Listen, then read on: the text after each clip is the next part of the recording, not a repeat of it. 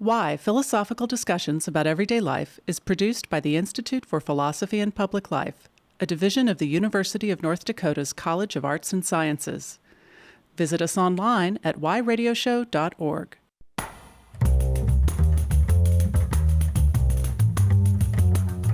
Hi, I'm Jack Russell Weinstein, host of Why, Philosophical Discussions About Everyday Life.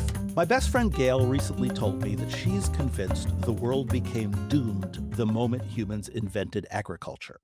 It was all downhill from there, she complained. This is obviously a big claim, but she's not the only one making versions of it. John Rady, an author who writes about health and wellness and who appeared on this show, argued that the solution to many of our ailments is to go wild. Diabetes, hypertension, injuries of our spinal discs, and depressions are all examples of what he calls diseases of civilization. They are things that never plagued our ancestors, and if we all started living more like them, eating more naturally, sitting less, and paying attention to our evolutionary needs, he insists we'll be happier and healthier. Michael Pollan's Real Food Movement and the Paleo Diet argue similar things. One obvious problem with this approach is that it is impossible to know what human beings would be without agriculture. We are who we are because we exist alongside cultivation. To illustrate this, I'll refer to another guest of the show, environmental scientist Valerius Geist. When he was on, he explained that human beings, agriculture, and dogs co-evolved together. Dogs were domesticated to have specialized skills through selective breeding. Their ability to attack predators, live amongst the herds, and walk the perimeter are all preconditions for food production. They stop non-humans from eating the crops and livestock before they're harvested. Without dogs, there'd be no agriculture. Without agriculture, there'd be no humans. And without humans, there'd be no dogs. In short, asking what our species would be like without agriculture almost seems incoherent. Instead of asking whether agriculture is good or bad, I think it's more useful to inquire about its meaning. What are the values, goals, practices, and virtues we hope to realize through agriculture? What does it signify? To understand these questions, let's ask why country music is obsessed with the American farmer, even though record labels are profoundly exploitative, profit-seeking businesses housed in cities, run by people in suits and performed by musicians who have more in common with theater kids than those who attended 4-H. One answer is that the American mythology glorifies the idea of the farmer even as we bankrupt them. Agriculture means moral goodness to the people who idolize their pop stars. It signifies the purity of a history that never actually existed. Maybe instead, we should ask why we continue to fill our parks with amenities like boat ramps, groomed fishing spots, and paved hiking trails instead of bird sanctuaries or native grassland. The reason we groom our leisure in such controlled ways is because, as much as we may claim to love Mother Nature, most of us see little value in wilderness. Nature is something to extract resources from. The wild is something to be feared. Agriculture means order in the face of chaos.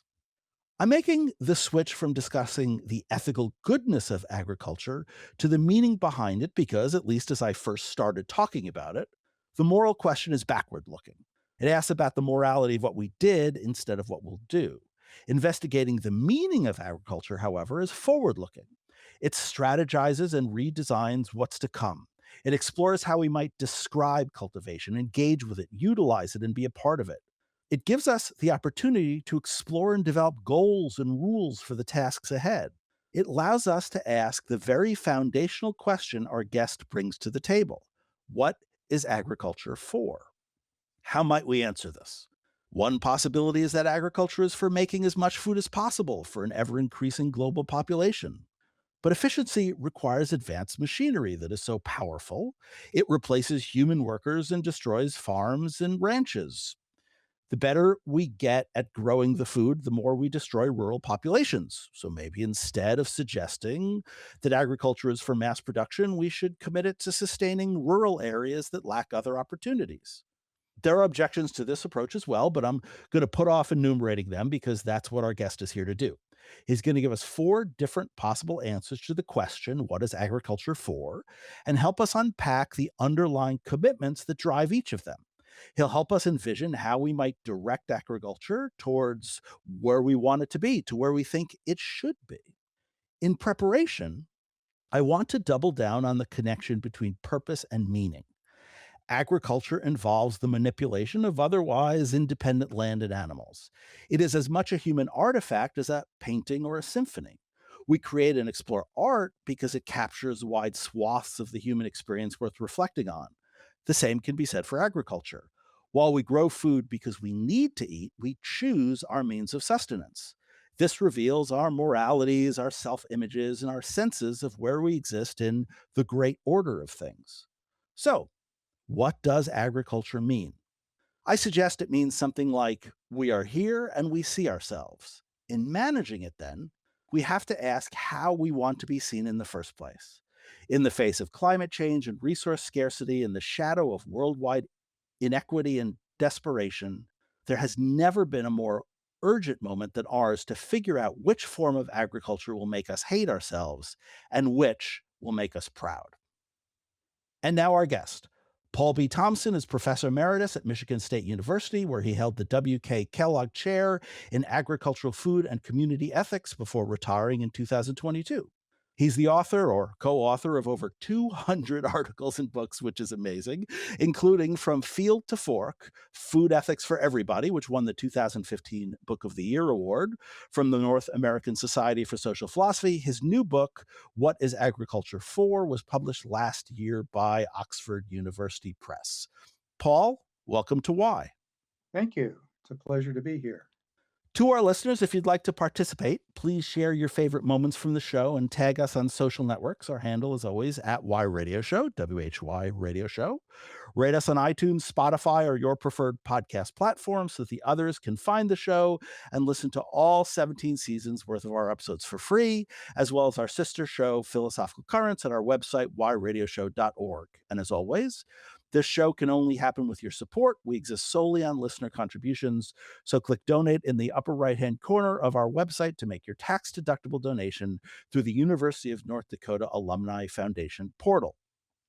So, Paul, I guess I want to start by asking a basic but large question. Food cultivation includes so many moving parts: people, things, geography, ethics, theology. Is it possible to think about it holistically? Is agriculture one thing? Well, it's clearly not one thing. I think we do tend to prioritize food production. That's the way we often think of it. But I'm speaking to you today from a farm in South Georgia where two of our main crops are timber for pulpwood and cotton. We don't eat either of those things. And it's typical for farms to be producing a lot of things other than food. Sometimes we even include things like forestry and fishing under the auspices of what we think of agriculture. And so sometimes I like to use the word food systems. Problem with that is that it doesn't include cotton and all of these other things. It's a big globby mess, but I do think that it's a globby mess that we somehow manage to think about as one thing, or at least one important part of our world and our society. When you think about agriculture, how much are the people involved? And what I mean by that is part of your thinking the fact that it's in the nature of a farmer to wake up at 4 o'clock in the morning, or it's in the nature of large production to have migrant workers? When we talk about the agricultural or even the food systems, do we distinguish between the technology and the people who operate it? One of the things that I came to appreciate is how much of our idea of agriculture depends upon an idea of people who do certain kinds of things, who play certain kinds of roles. Obviously, being out in the field doing cultivation is one of those roles, but it's not the only role by a long shot. And it's also, I think, something that's changed quite a bit over the course of history. Going back to the ancient Greeks, it was the farm owners, not necessarily the people who got their hands dirty, but the farm owners who were important parts of the citizenry and importantly made up the defense system of the ancient Greek city states. So part of what it meant to be a farmer was to be a soldier. I don't think we think of it that way, but pondering a bit on how things have changed and what some of the different options are, I think is a doorway into the philosophy of agriculture.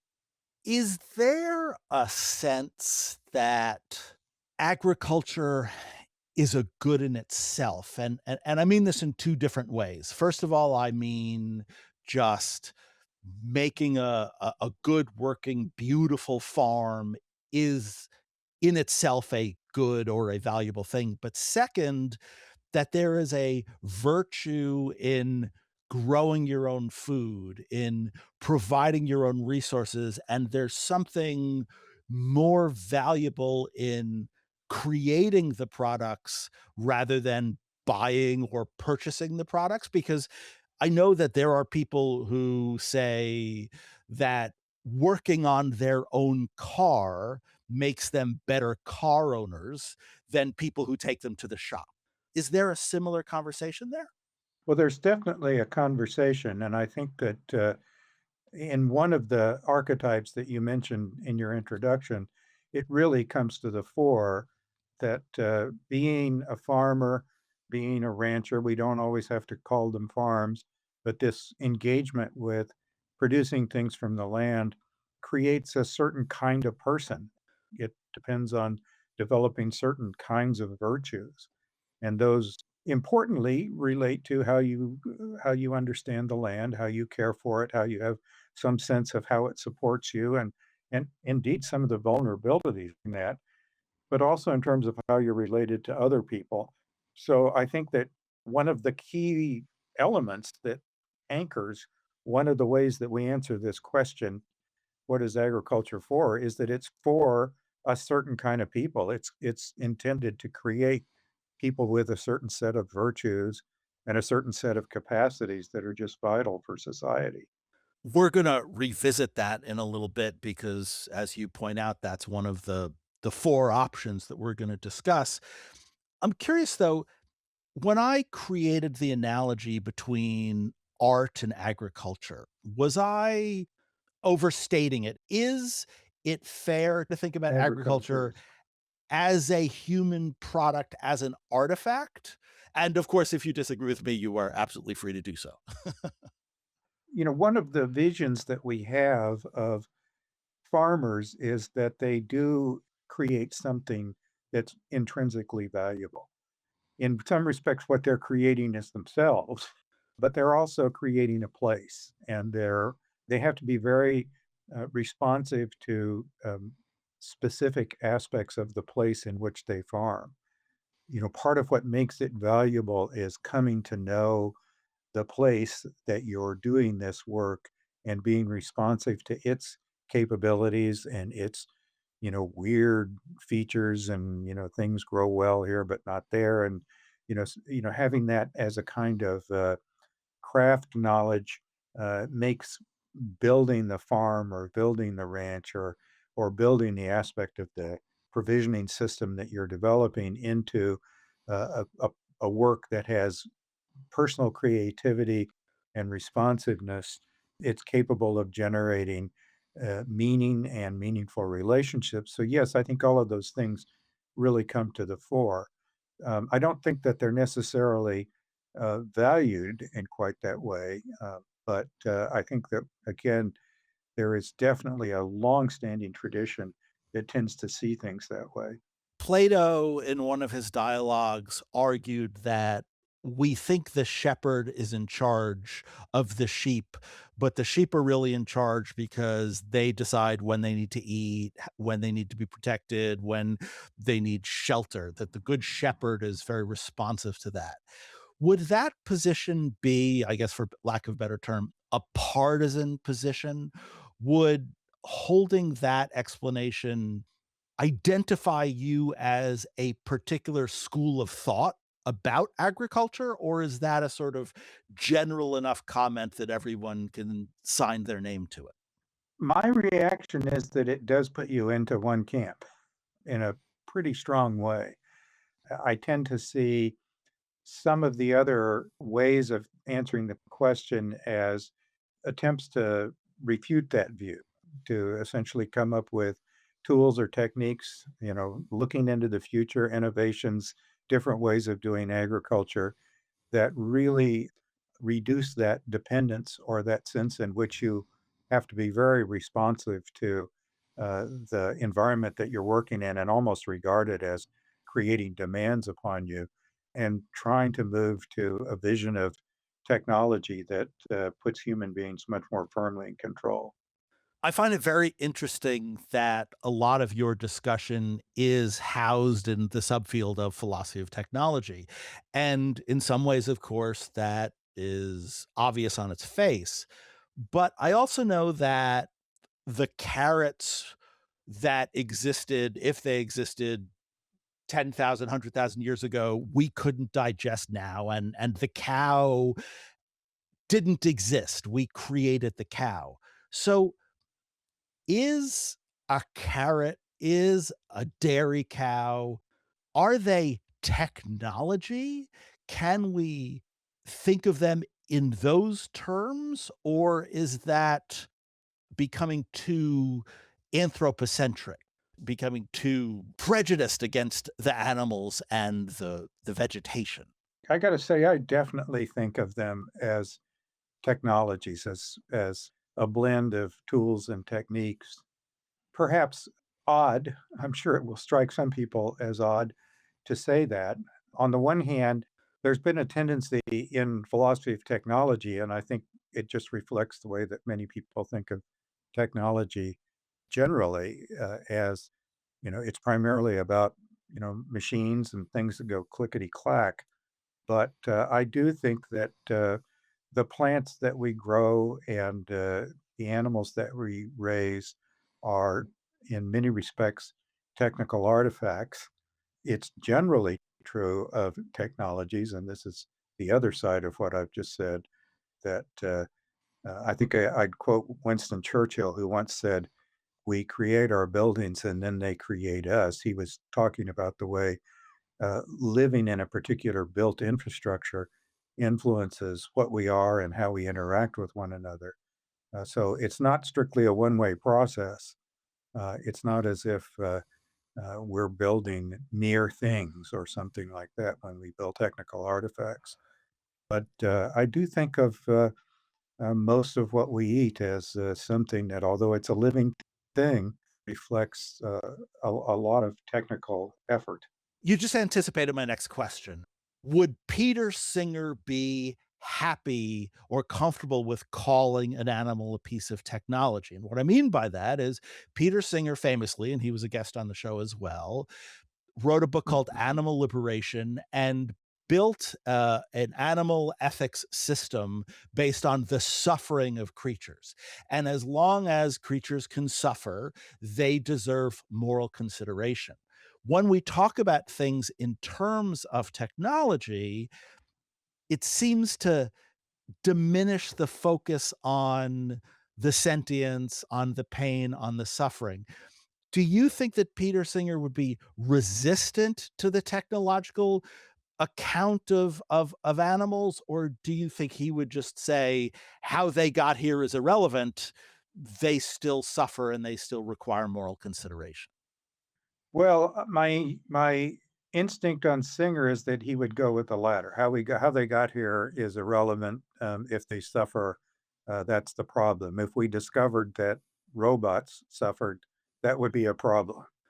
I guess I do want to say though that I think that there is this sense that we have today in terms of how we think about technology that it's kind of an insult to characterize animals as tools or techniques. I mean, we sometimes would say, "Oh, he treated me as a mere tool," and that would be a mark against. I mean, it's clearly not the way you're supposed to treat people. So I think to kind of do philosophy of technology in one sense is to try to push beyond that initial reaction, and speaking philosophically, it's probably not a bad idea to remind ourselves that Hobbes, Descartes, and Spinoza all thought that we were machines. they didn't necessarily mean the same thing that we might mean when we look at a motorcycle or an automobile and call it a machine.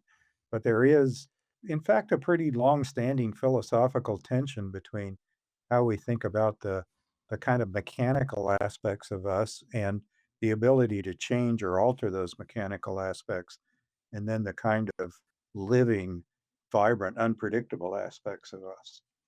I'm going to pull that thread when we get back, and I'm going to ask you a question, and I'll tell you what it is in advance. And then after that, I'd like to talk about the magic of converting a solid into a liquid. We'll explain that as well. And then we'll talk about the four options. So, the question I'm going to ask when we come back from the break is it possible to treat livestock like an end in itself, right? You were talking about the insult of being thought of technology, and it made me wonder if the Kantian approach to animal husbandry is incoherent, that these animals are entirely means to our ends. And so I want to ask you about that, and then we'll follow the thoughts. But before that, we'll take a break. You are listening to Paul B. Thompson and Jack Russell Weinstein on Why Philosophical Discussions About Everyday Life. We'll be back right after this.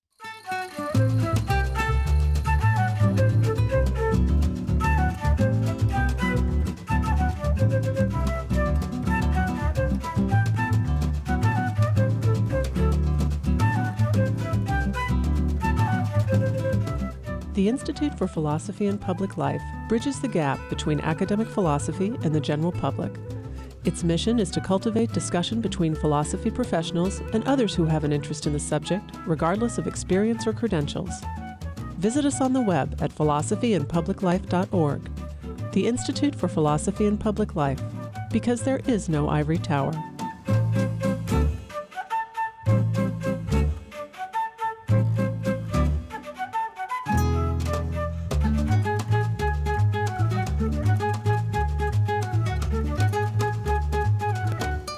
You're back with Why Philosophical Discussions About Everyday Life. We are talking with Paul B. Thompson about his book, What is Agriculture For? And exploring the overarching questions of what agriculture is, how philosophers think about it, what the consequences of our attitudes are. And before the break, I posed a question, which is, if we recognize that animals are capable of suffering, but we also recognize that they are there for our food and they are there as part of our technology, is it ever possible to treat those animals as an end in themselves, or are they always means?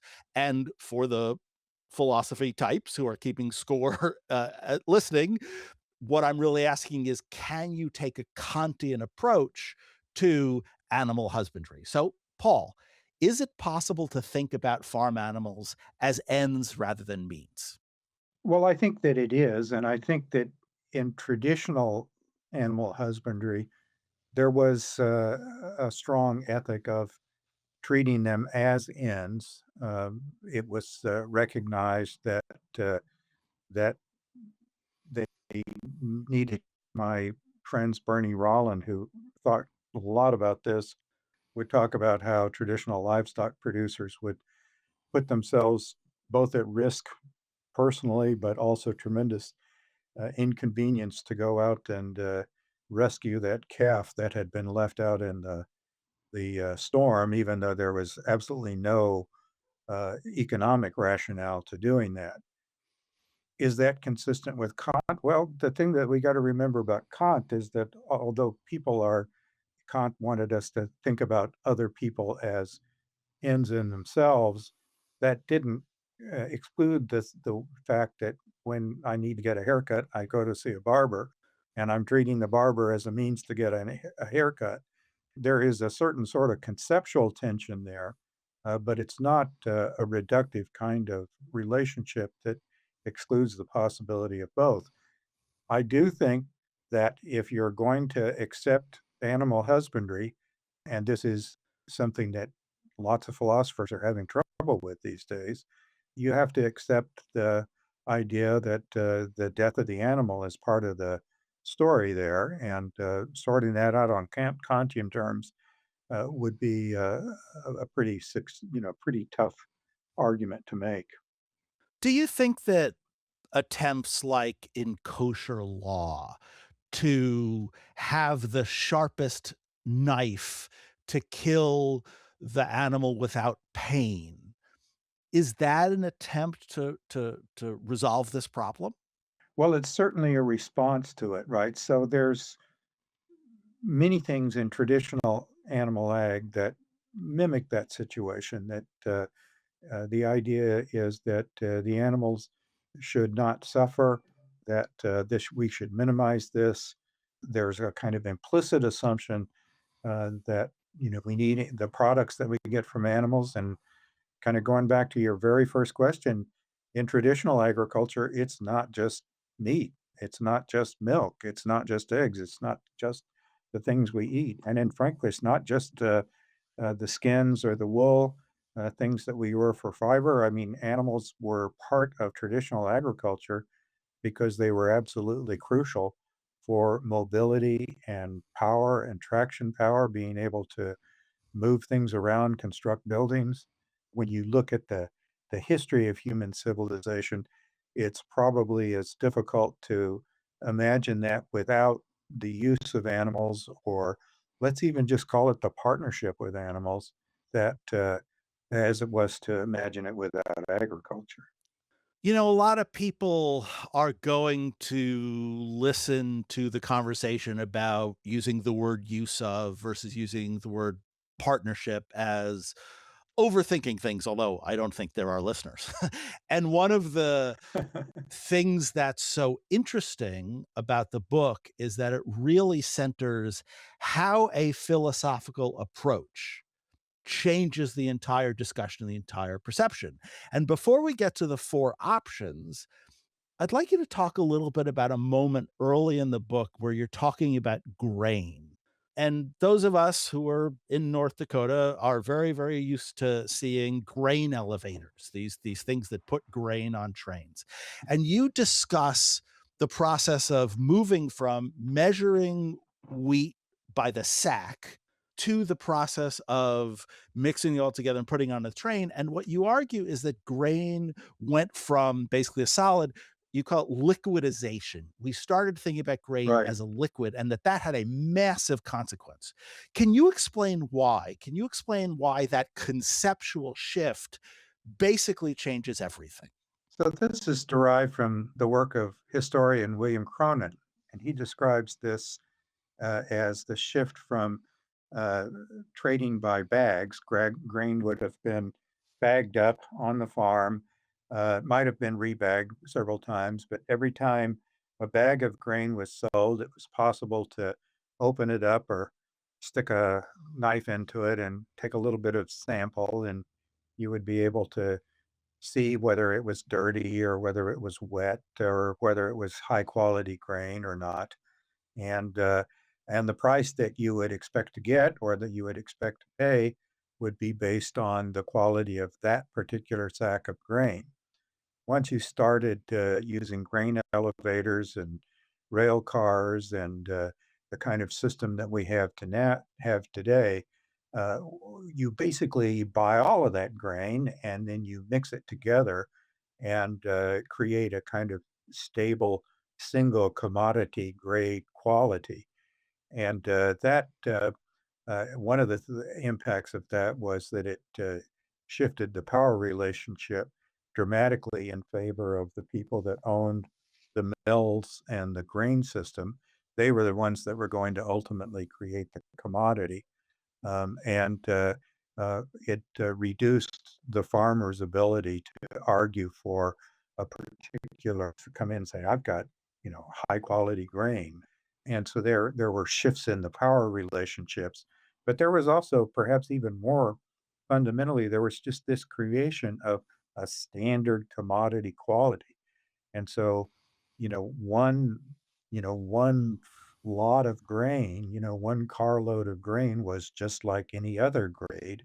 It shifted from seeing that bag of grain as something that had a kind of special quality in itself that would have be suited for certain purposes, expecting to do that with a bag of wheat today would be like trying to pick one can of Campbell's tomato soup over the other one is creating this sense that we live in a world of commodities where it really doesn't make any difference between one and the next. But that's kind of an artifact of the infrastructure that we've created in our food system. And so what we get, right, is this unique special object that gets assessed on its own. It mixes, and then we get uniformity, the ability to substitute one car of grain for the other without any consideration. We get that Campbell soup effect, and we are rife for industrialization and what you call productionism, which is just mass production for the purpose of efficiency and profit and thinking about things solely in terms of maximization of the process. This ends up leading to one of your four ways of looking at agriculture. Could you summarize just the four ways briefly so we know what we're contrasting before we look at each one individually? What are your four approaches, and how do they philosophically change what agriculture is for? What I think is kind of the dominant approach, the one that most people just sort of implicitly assume, I call it technological modernization. It is this process of introducing tools that increase efficiencies. They are beneficial in the sense that prices tend to go down. There are certain uh, kinds of economic growth and economic improvements that are associated with it. And in the food system, it's very much associated with what we just talked about, the creation of grain elevators and also the mechanization of agricultural production. I think that most of the people who are kind of deep into agriculture, people who are agricultural researchers, many of the people who work for agricultural companies do see agriculture as having a kind of moral mission that just doesn't come to the fore immediately in technological modernization, and it's the need to feed the world. They tend to think on a global basis. We need to have enough. They see problems associated with environment, especially looming problems of climate change, and so they're dedicated to what they call sustainable intensification. That's actually a fairly significant literature that uses that phrase. We were talking earlier about this sense that there's something special about farmers, that they have a particular role. Um, I call that rural resilience. It lumps a number of things together, but it is sort of centered around the idea that certain kinds of farms are good farms, and we want those farms because farmers, we like farmers. We want them to be certain sorts of way. We don't want them to have to mistreat their animals to make a profit and so on and so forth. And then the last one, which I call urban agriculture, is really focused on this sense that the food system is failing people who live in cities. This may even be, although we talk about urban agriculture in a US context and we think about urban gardens, it may be even more persuasive in other parts of the world where urban areas really are threatened by the decline in their supporting agricultural systems, and they see the need to find ways to take much more control over the food system and reduce the kind of vulnerability that they feel. So we've got technological modernization, sustainable intensification, rural resilience, and urban agriculture. So we have this question, what is agriculture for? And let's imagine a couple people standing on a field and they want to build a farm or an industrial operation. And in order to design it, they have to ask what their goal is. And one person is going to say, our goal is to create technology that makes enough food for everybody as efficiently as possible. Another person is going to say, our goal is to create production that doesn't destroy the world and that uses science to help sustain and maximize what we have. Another person is going to say, no, no, no.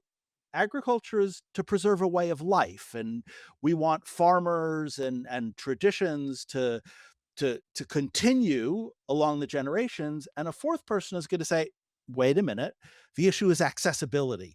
Huge swaths of the population live in cities far away from agriculture. And so we want to intersperse agriculture in the cities for access, maybe put things on roofs or things like that.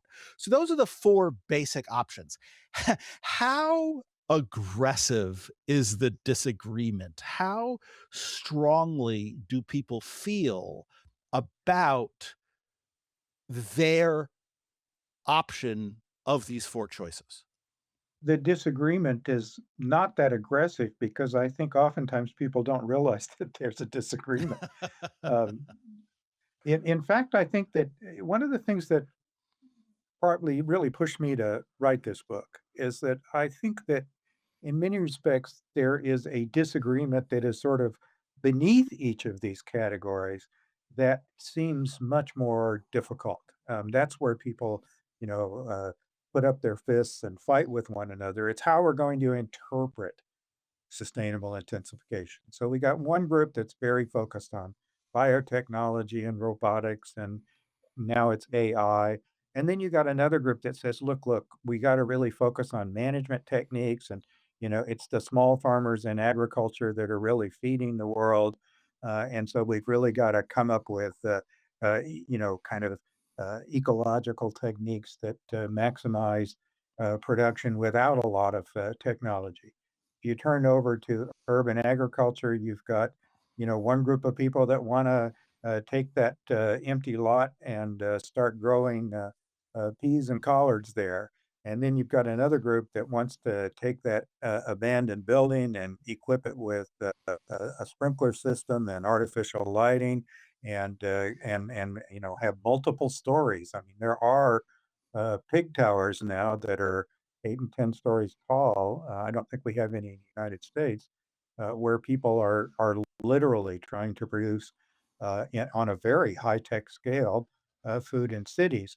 And I know from experience that the people that are trying to start urban gardens, do not see themselves as part of the same crowd as the people that are trying to build, vertical agriculture. So they're fighting with each other much more aggressively than, people from these different points of view are fighting amongst themselves. I sort of see each of these as an umbrella that encompasses very intense kinds of fights, and they just don't realize that there are other perspectives that are completely off in a different universe. How mutually exclusive are these? Because two things popped into my head as you were describing these underlying issues. The first is the rural resilience. The focusing on small farmers involves, among other things, trucking food to farmers markets. But that food tends to be expensive in gentrified areas and excludes a lot of the poor population that doesn't have access. So then you have people who build their own agriculture within these dense populations and feed the poor, but that takes money away from the farmer. And so the first way that it feels mutually exclusive is the trade-offs. But the other thing I thought of when you're talking about it is marijuana, because marijuana is the thing that people have managed to grow in every apartment type, in every city type. We have hydroponics, we have grow lights. And so the centralization of drug distribution, which leads to organized crime and all that sort of stuff, is destroyed by the mom and pop marijuana setups, but that's analogous, right? So, how mutually exclusive are these, and how much of this is just a way of describing something in the future that might be more intertwined?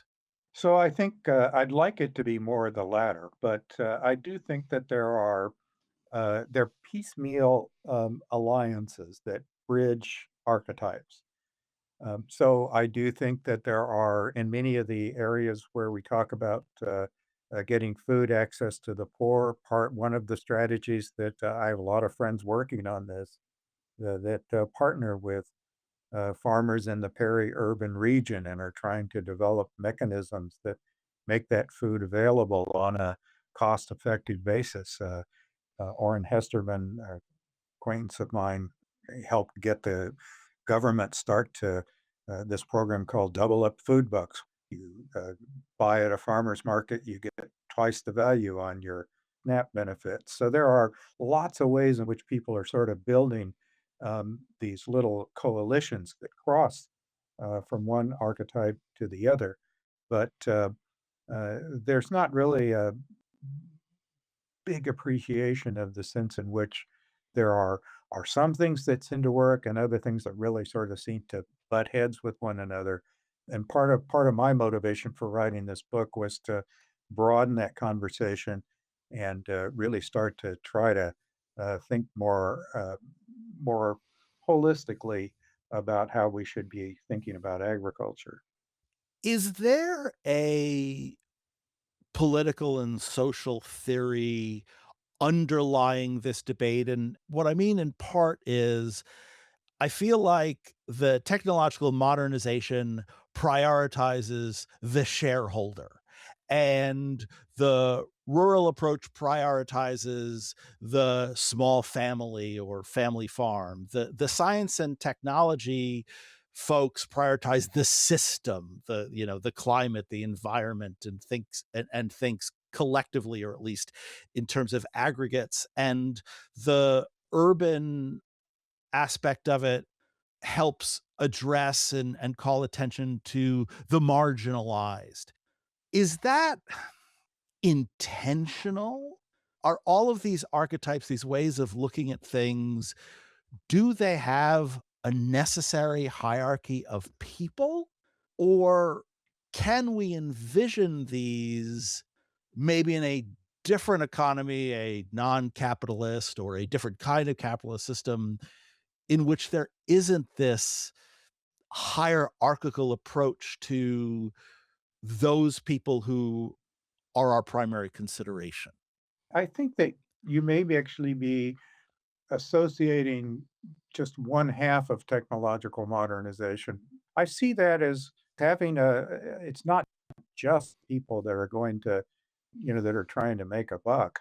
It's a vision of agriculture that treats agriculture just like any other sector in the economy. So there's going to be kind of for lack of a better term, a sort of conservative pro market view of that. But there's also going to be a view that sort of sees government as needing to step in and protect the rights of the farm workers and create programs like SNAP to make sure that people get food. And I see both of those orientations as treating agriculture just like any other sector of the economy. We're sort of, we're having debates about healthcare. How do we make sure everybody gets healthcare? Or is it better to, sort of have a kind of market system that allocates that, or do we want some sort of national health insurance? And I think similar kinds of debates are playing out. What really distinguishes that is that agriculture isn't seen as having any kind of unique or special or morally compelling aspects in and of itself. It's really just seen as something that needs to get handled by whichever kind of general political philosophy you happen to have at the moment. So before you move on to No, the go ahead. next part, is one of the debates, is agriculture a special case? Is agriculture a unique consideration? And so the technological modernization folks say, no, it's just like everybody else, everything else, and you can apply the healthcare or transportation or whatever as you're just describing, right? And I think that's a really Right. important example of what you said earlier, which is there are lots of debates within these approaches as well. So how much of this is about that question? Because it feels like the rural resilience folks, the family farm oriented folks, they're going to say that agriculture is a special case. So how much does that debate differentiate the four approaches?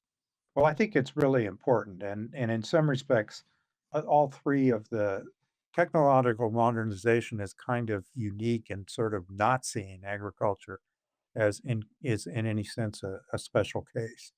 Going back to Peter Singer, my sense is that he doesn't see agriculture as a special case. He makes the same arguments about animals in medical research and animals in zoos that he makes about animals in agriculture.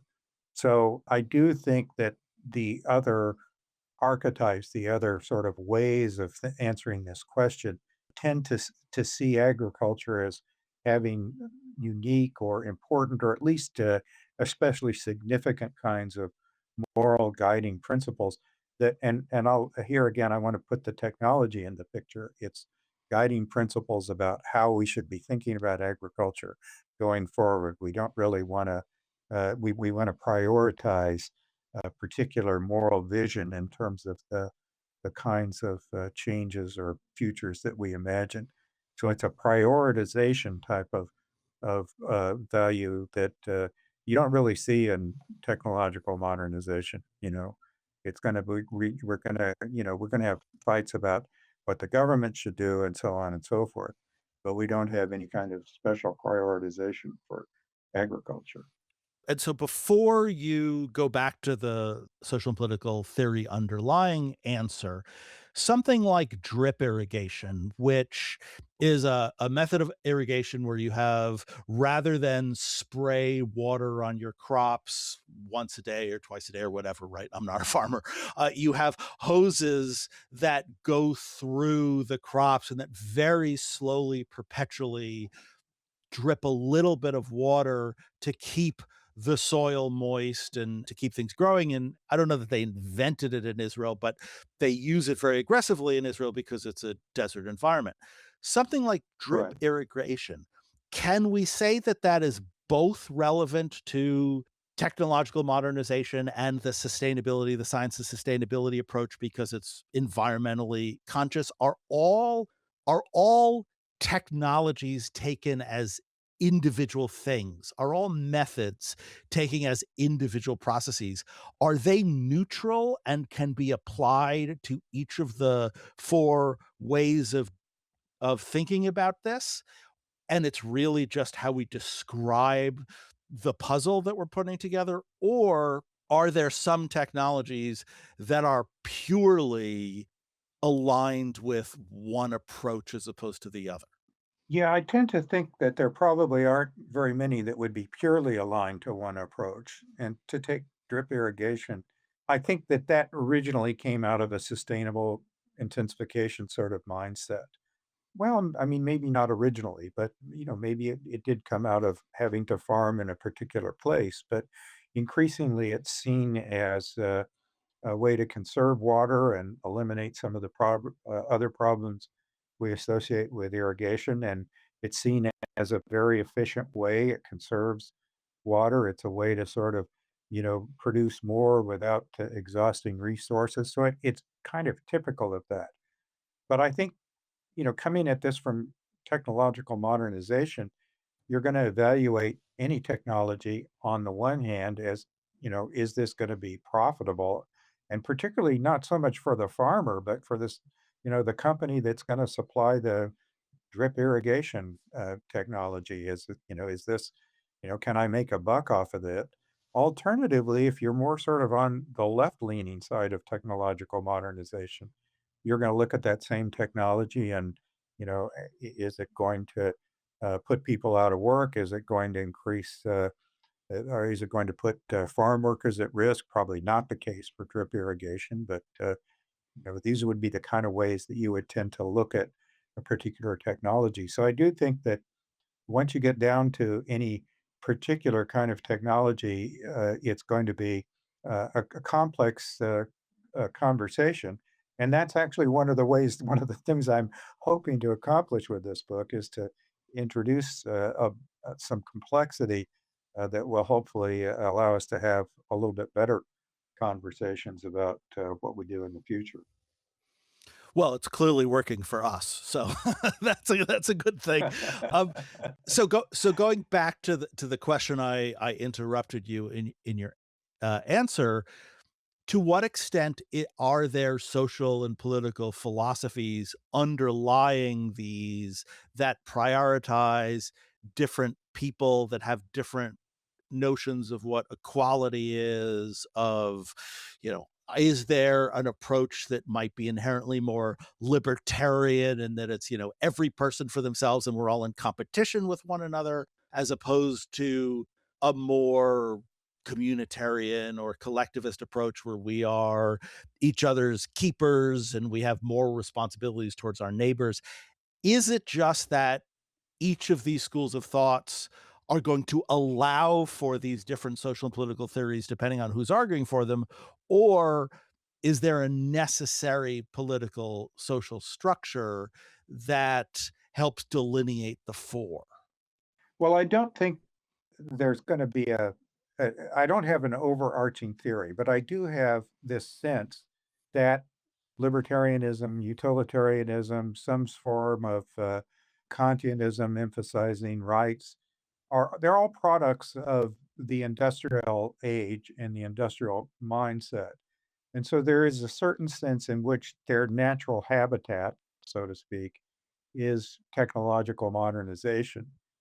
And I think that one of the things that distinguishes that, and here's a place where philosophy could really come into its own, is that I don't think that that was the way that people thought about things prior to the Industrial Revolution. And I think that even in a lot of, classical philosophy that we still read, there's kind of an underlying sense that, well, agriculture is the basic infrastructure for our society. Most of the people are going to be engaged in agriculture.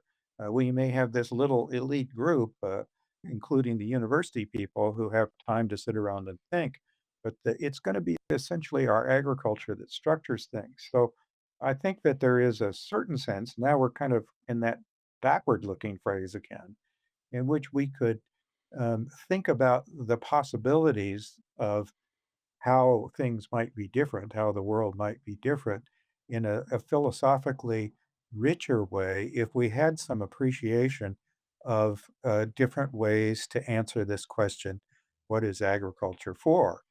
There is this sort of sustainable intensification answer. Well, it's to feed the world. There is this answer that privileges the farmer or the farm life and the virtues of the farmer and the role of farmer as a citizen. And then there's the sense that it's essentially the vulnerabilities that are created. This is kind of a very post-industrial view as people move away from the farm and are not really connected to it anymore. So there you've got, well, it's to feed people, right? But what's typical of that technological modernization, there's nothing really special about agriculture. Agriculture could be for anything. We could use it for entertainment, like dude ranches, or we could use it to produce fuels like biofuels and ethanol. It's whatever, it's just a production platform that we're going to allocate however our broader kind of libertarian slash utilitarian rights-based philosophies tell us we should. I'm trying to frame this question and I'm not sure how to present it. And And I'm thinking about it in part because American politics, especially the red versus blue approach, is described almost uniformly in terms of rural, small town versus urban, and conservative and liberal, whatever. But Adam Right. Smith in his Wealth of Nations, when he's talking about agriculture, he talks about how farms and food creation, while it is the primary source, the first source of values, the town and the city, as he describes it, are actually in a partnership. That you have the growing of the materials, but then you send it to the cities for processing. And once it's processed, it's redistributed both to urban and rural areas. And so he's very resistant to prioritizing one or the other. Is there a Right. way that your conversation can heal the divide that America especially is awash in, this hostility that the rural life is fundamentally opposed to the urban life, and the rural virtues are fundamentally opposed to the urban virtues, and a rural person is a person of one type, and the urban person is a type of another, and they are, you know, one is better than the other, so to speak. Is there a way that this conversation can help disarm the hostility and the partisanship that surrounds that debate? I wish I could say I had a lot of hope and confidence that that would happen. I would love to think that that would be the case, and I do feel like that people in rural areas have had a tremendous amount of frustration with, feeling like they're not appreciated, feeling like they're, being left out, and, that has, for reasons that sometimes escape me, translated into a particular political orientation that, they all vote Republican, and, certainly many of them do. And, historically, we've had this debate over the Farm Bill, which is this massive piece of legislation that theoretically gets renewed every 7 years. We're about to go into this debate again, and the story that most people will tell you is the way we get a farm bill is that, there's a compromise between the people that are supporting farmers and the people that are supporting hungry people in cities, and so they send one big pile of money to the farms and another big pile of money to the SNAP programs to feed people, and, I think there's a sense that that's breaking down, but I do have the sense that maybe the people in rural areas sort of feel like, they sort of have this they have one party, and then there's this other one, and, a sense that, agriculture has these other purposes and that it shouldn't be just sort of put up for grabs, I think would be a conversation that, would only benefit us. Whether it would solve our problems, gosh, I mean, that's too much for a poor philosopher to hope. So in the book, right, you have the introduction, you have a methodological chapter for philosophers and other folks. Then you have chapters that describe, one for each of the four. Then you have a sort of overlapping conversation where the gaps, where the overlaps. But then you take a left turn and you start talking about this philosophy that you call deep agrarianism. What is agrarianism? What is deep agrarianism? And how does it respond to and enlighten the conversation about these other four things? Why did you shift the discussion, and why is that shift so important? So, I mean, I was alluding to it earlier on our conversation when I talked about, this sense that sometime, I mean, things sort of shift over the, 18th and 19th century, but at some point in our history, I think we were all agrarians, and there's a certain sense in which Plato and Aristotle and Locke and, maybe even Hegel have pretty strong agrarian tendencies in their thinking. And what that means is this technical infrastructure that sort of influences how we see the world and how we see each other and how we interact with one another. Its underpinnings are essentially agriculture. I mean, there are important exceptions. There's obviously trade, there's obviously military technology. That's a hugely important exception. But in terms of day to day life, it's largely agriculture that underpins that. Smith is writing at a time when that's starting to change. And I think one of the things that's distinctive about him is that he does anticipate the change. He sort of sees this notion of our morality and our sense of our relationships and what we owe one another being defined by relationships of people interacting with one another over the course of many times over the course of a lifetime. I'm still gonna have to be a neighbor to that person down the road, and I'm gonna have to get along with them. And as you start to have much more of a modern economy, you may only see somebody once, so you have to have a kind of abstract morality and a sense of contracts to engage in these things. So what I'm trying to get at in this last chapter is just this sense that there was a very different way to look at these kinds of things.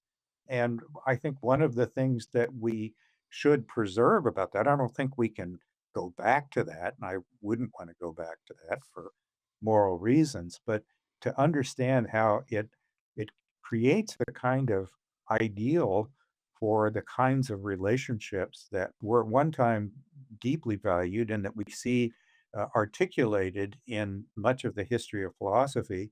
But because we are so deep into the technological modernization world, we often don't really appreciate it. It's something that if I could have any influence, it would be getting philosophy professors to start being a little bit more sensitive to the technical infrastructure of the societies in when they teach figures from ancient Greece on up through sometime in the 19th century. I think that would be a way that philosophy could contribute to a better conversation about political philosophy in general. So tell me if I'm interpreting this correctly. We have this problem. We're in this post industrial modern world that we see ourselves amidst the technology first, and that might be as individuals, that might be as products, what have you. And these four options, as much as they have disagreements, are very much wrapped up in that approach, in our modern understanding first and then resolving the problems through that. But what you're suggesting, and tell me if I'm right about this, is this agrarian way of being places us, situates us in the agricultural world. And that if we can understand our place there first, we get a larger sense of how the agriculture creates a morality, a sense of identity, a sense of connectedness, a sense of community. And that if we can attend to this history and this agrarian history, we can have a better, more human debate over these four options that doesn't start with technology first, but starts with our place in the living world first. Is that a fair interpretation? So I was with you up until your last sentence. And don't think I get as good a job with this in the book, but I mean, it was a frustrating book. It's too complicated a book, and disappointed with how some of the things I wanted to say and didn't really say well. But I think that what that a deep agrarian outlook would be most helpful for is when we realize that it's actually a philosophy of technology. It's Mm.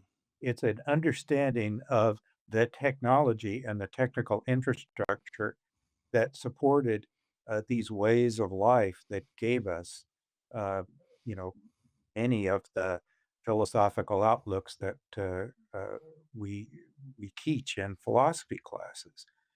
Our world is very different, and it's partly because our technical infrastructure has expanded and grown in so many different ways. But what I think that is important about agrarianism, actually, what's important about technology is that it constrains and shapes, and actually beyond constraining, it liberates and opens the ways in which we imagine our future. It gives us our sense of what possibilities there actually are. And if we look at the history of philosophy and different philosophical views with an appreciation of that, then we would have much richer conversations than I think we often have. So, what's really important about that agrarian ideal is the way in which agriculture, as a kind of fundamental technical infrastructure, the sense of what it means to be a human being, the sense of what it means to live in an environment, to be dependent on an environment, to be able to utilize or exploit an environment. And that would give us an ability to sort of look at the future and imagine different futures in a way that I think is much richer philosophically than we often do. So that's really interesting because when environmental ethicists teach Aldo Leopold or other of the great environmentalists, they're often presented as being in the natural world is the antidote to or distinct from technology. But what you seem to be suggesting is the way they view the natural world is itself a product of the technology, and that the technology is going to define how we understand these different spheres and how we utilize them and live in them. And so that's why, going back to the original question about whether a cow is a piece of technology, that's why agrarianism is a philosophy of technology as opposed to a form of mysticism or a form of theology or a form of some other kind of naturalistic approach. Is that a better revision of Yeah, that last I think sentence? yeah, I think of myself as an environmental philosopher. That's the community that I've interacted with, and I've been personal friends with a lot of the people that we think of as the most influential environmental philosophers. And frankly, when you get them in conversation, they don't seem to be quite so extreme as it sometimes seem to be in writing. They do seem to appreciate that agriculture is a fundamental part of the conversation in environmental philosophy. But it's often the case that people see agriculture as either a totally not part of the environment somehow. That seems to be kind of a crazy view, but at least not the part of the environment that we value and want to try to preserve. And it's those trips to wilderness areas and backpacking and so on that really give us a sense of the value of the environment. So I think that that there is. I also think of agrarianism as an environmental philosophy, but it's one that really grapples with the sense in which to be human. And actually, I think there are a lot of other animals that have technologies and utilize technologies. That's a kind of recent trend in thought that I think might open things up a little bit to thinking about agrarianism as an environmental technology. We're running out of time, but there is a question that I want to ask. It's a different kind of question than we've been discussing, but I hope it's gonna be really useful, which is that one of the things that you do in the book that I enjoyed is that you talked about learning and how when you first started, you had this opinion, and then it evolved into that opinion, and you said even on the show, at one point, you would have thought this, and now you think that. And we often think about learning in terms of what's your ultimate conclusion. The question I wanna ask is, what has the learning process about agriculture brought to your understanding? Not what conclusions have you come to, but what do you understand about the field, about agriculture, about the discussion that you only understand because you grew and learned and aged amongst the conversation? How has your journey informed where you ended up? Yeah, well, that's a big question, and in many respects, the book is the answer to that question. I definitely started out as kind of technological modernization was my view. As an environmental philosopher, I saw the problems that were associated with industrial pollution. And, back in the day, I stood out on the beach on Long Island with Pete Singer and protested nuclear power and things like that. And it was, in many respects, the short answer to your question is that it really changed my understanding of what it means to be environed. The environment is the sense in which we're environed, and the sense in which we're environed is absolutely fundamental to the sense in which we act and the sense in which we think of ourselves as having an identity or having a sense of purpose or guiding what we do.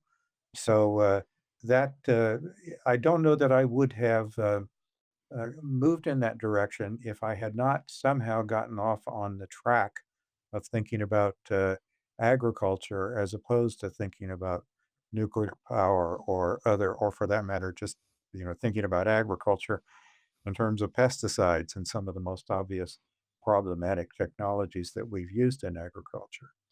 It really got me to think about the notion of what it means to be environed in a very different way, and I think it's actually typical of the way farmers think of what it means to be environed.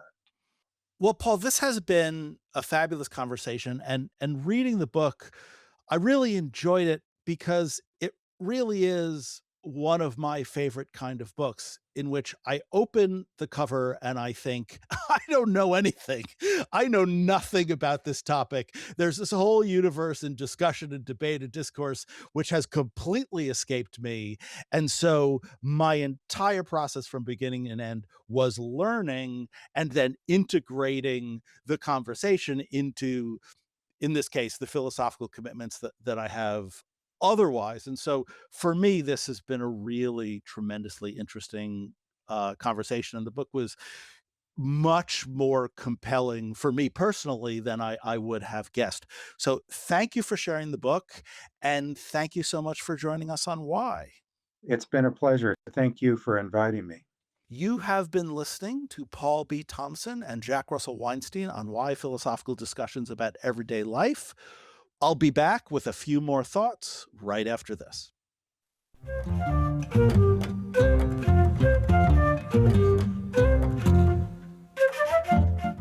Visit IPPL's blog, PQED, Philosophical Questions Every Day, for more philosophical discussions of everyday life. Comment on the entries and share your points of view with an ever-growing community of professional and amateur philosophers. You can access the blog and view more information on our schedule, our broadcasts, and the Y Radio store at www.philosophyinpubliclife.org.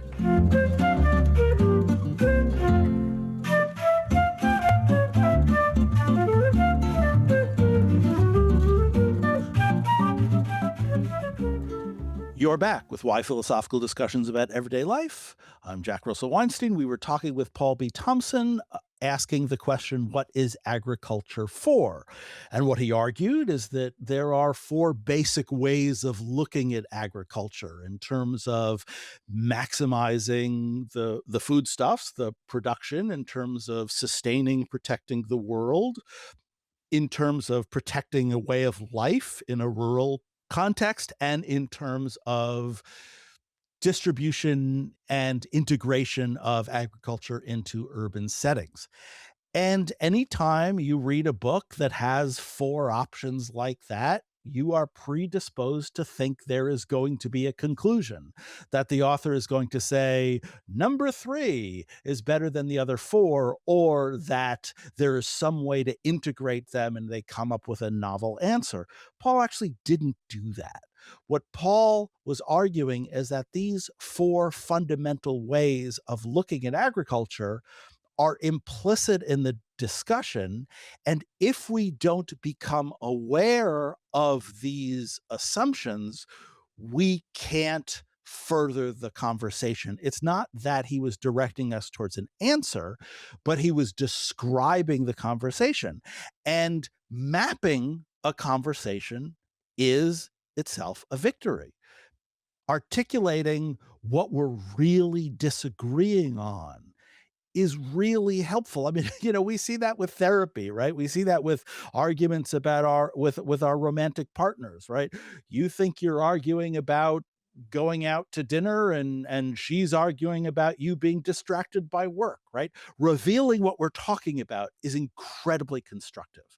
And that is what Paul tried to do, to get us to understand that there are these philosophical commitments that frame, that describe, that direct our debates about agriculture, and that once we become aware of them, we can not only learn more, debate more, help refine our goals, but also maybe integrate some of the lessons we've learned in the past by folks who have talked about agriculture, the environment, the agrarian way of life that existed before industrialization.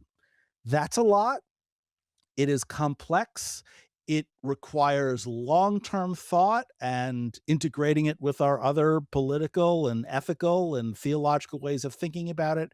But it calls attention to an aspect of life that I know I hadn't really given much thought to, which is how we perceive food production in terms of how we exist in the world. And I know that I will be thinking about that for a long time.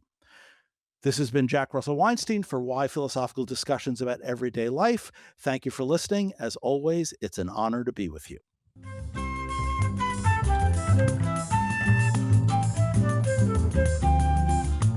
Why Philosophical Discussions About Everyday Life is a monthly radio show on Prairie Public Radio, part of the National Public Radio Network. Why Radio is a production of the University of North Dakota's Institute for Philosophy and Public Life. It's broadcast on the second Sunday of every month, and an extended version with more than 30 minutes of extra discussion is available for free as a podcast on iTunes, Spotify, and other podcast services. Please rate and review us and share us with your friends.